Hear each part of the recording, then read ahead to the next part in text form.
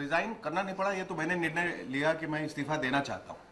और वो उसकी वजह यह है कि पिछले 3 सालों में जब मैंने पलट के देखा और सोचा, तो मुझे ऐसा लगा कि मैं पार्टी के लिए वो सब कुछ नहीं कर पाया हूँ जो मुझे करना चाहिए था, जो मैं कर सकता था और मैं वक्त दे सकता था और पार्टी की छवि के लिए काम कर सकता था।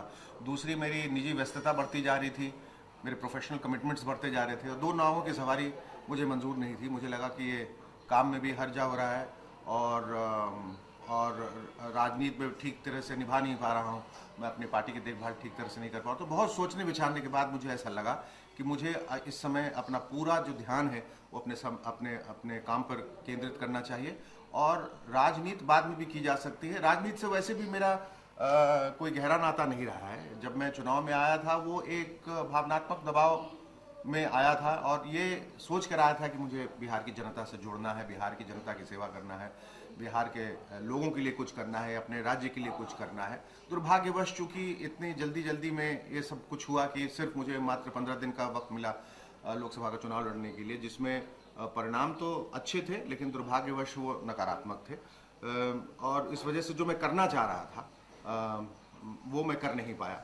और जैसा कि मैंने बताया कि व्यस्तता की वजह से मैं ज़्यादा वक्त मैं मुंबई में ही रहा और पटना नहीं आ पाया। आने की कोशिश की, यहाँ के जितने सोशल इंगेजमेंट्स थे, पॉलिटिकल इंगेजमेंट्स जितने थे उनको मैंने अटेंड करने की कोशिश की, लेकिन जितना मैं करना चाह रहा था पार्टी के लिए, इसलिए वो नहीं कर पाया। पार्टी से मुझे कोई शिकायत नहीं, बल्कि पार्टी का मैं तहे दिल से शुक्रिया अदा करना चाहता हूँ, आभार प्रकट करना चाहता हूँ कि उन्होंने मुझे इतना मान सम्मान दिया, मुझे इतनी अहमियत दी, लोकसभा लड़ने के लिए टिकट दिया, प्रत्याशी बनाया।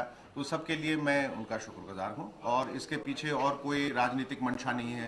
ये भी कयास लगाया जा रहा था कि मैं फला पार्टी ज्वाइन कर लूँगा या मैं ये कर लूँगा, ऐसी कोई बात नहीं। अभी मैं स्वच्छंदता से जीना चाहता हूं, अभी खुले दिमाग से मैं सोचूंगा क्या करना है और जब इस लायक बन जाऊंगा, मुझे ऐसा लगेगा कि राजनीतिक तौर पे जब मैं सक्षम हो गया हूं और मैं पार्टी में जिस किसी भी पार्टी में जाऊं, ये इसमें रहूं या किसी और पार्टी में जाऊं, मैं जब तक सक्षम नहीं हो जाता तब तक मैं ये कदम नहीं उठाऊंगा।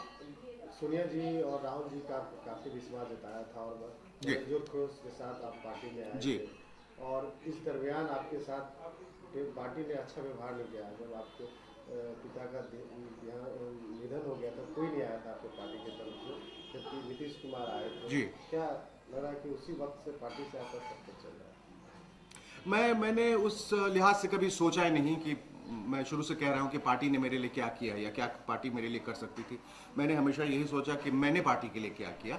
मैंने जो आए उस वक्त उनका मैं शुक्रिया अदा करता हूं, जो नहीं आ पाए वो किसी कारणवश नहीं आ पाए होंगे। अगर कांग्रेस पार्टी के कोई सदस्य बाबूजी के निधन के बाद यहाँ घर पे नहीं आ पाए तो उसकी कोई वजह रही होगी।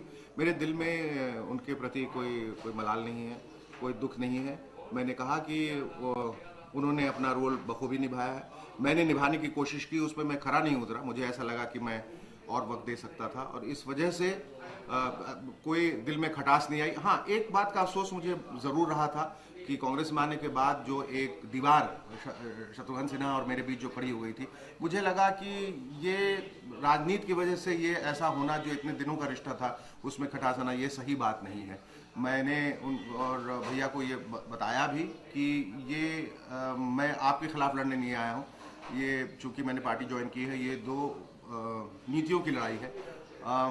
मैंने उनसे माफ़ी भी मांगी। मैंने उनसे उस वक्त ये भी कहा था कि अगर उन्होंने शायद ये मंशा जताई होती कि मुझे पार्टी नहीं ज्वाइन करना चाहिए तो शायद मैं नहीं करता, और बिल्कुल नहीं करता। और शायद ये इस वक्त पार्टी से इस्तीफा देकर एक बार फिर से मैं उनसे माफ़ी मांगना चाहता हूं कि अगर मेरी वजह से उनके दिल को कहीं भी ठेस पहुंची हो तो मैं क्षमा प्रार्थी हूँ। क्या जेडीयू का दामन थाम सकते हैं? मैं किसी का दामन थामने या झटकने नहीं निकला हूँ। मैंने कहा कि इस वक्त मैं ध्यान सिर्फ अपने आप पे दे रहा था। मेरा एक घर है, एक परिवार है, एक करियर है और उस पर ध्यान देना भी बहुत ज़रूरी है, क्योंकि जब तक मैं पूरी तरह से सक्षम नहीं हो पाऊंगा मैं लोगों की सेवा क्या कर पाऊंगा। इसलिए अपने घर को संवारना पहले बहुत ज़रूरी है। अभी उस लिहाज में मैंने कभी नहीं सोचा है कि मैं जिस दोराहे पे खड़ा हूँ कि मैं इधर जाऊँ या उधर जाऊँ। इस वक्त यहीं पर खड़े होकर सिर्फ अपने पर ध्यान केंद्रित करना चाहता हूँ, अपने काम पर ध्यान देना चाहता हूँ। भविष्य का कुछ पता नहीं, भविष्य में जब कुछ अनुकूल परिस्थितियाँ उभरेंगी तो हो सकता है मैं कुछ ऐसा निर्णय लूँ जो अभी इस वक्त मैं नहीं कह सकता। क्या आप मान रहे हैं कि आपका राजनीतिक में आना गलत कदम था? नहीं नहीं, ऐसा मैं कुछ मान के नहीं चल रहा हूं, क्योंकि हर एक कदम के पीछे एक सोच होती है, एक विचार होता है, और उससे कुछ नुकसान होते हैं तो कुछ फायदे भी होते हैं। मैं सिर्फ एक पॉजिटिव साइड की ओर देख रहा हूं, एक सकारात्मकता की ओर देख रहा हूं। मैं नहीं देख रहा हूं कि मेरे आने से नुकसान हुआ। मैं ये देख रहा हूं कि पार्टी में और राजनीति में आने से मैं बिहार के लोगों से पूरी तरह से जुड़ गया। मैं जितना कर सकता था मैंने बिहार के लोगों के लिए किया, और आगे भी करता रहूंगा। ये उस वक्त भी मैंने कहा था कि चुनाव का जो भी परिणाम हो उससे कोई फर्क नहीं पड़ता, क्योंकि मेरा ध्येय कुछ और है। राजनीति तो सिर्फ एक जरिया है जिसके आधार पर मैं लोगों तक थोड़ा थोड़ा जल्दी पहुंचना चाहता था, थोड़ा ज़्यादा काम करना चाहता था। दुर्भाग्यवश वो ऐसा नहीं हो पाया, लेकिन उससे परे, राजनीति से परे हटके भी मैं लोगों से जुड़ा रहूंगा और हमेशा काम करता रहूंगा। इसलिए मुझे राजनीति में आने का कोई अफसोस नहीं है। राजनीति का अगर सही तरीके से इस्तेमाल किया जाए और अगर सोच सकारात्मक हो और अगर आप लोगों के लिए काम करना चाहते हैं तो ये बिल्कुल सही जगह है। Thank you. Thank you.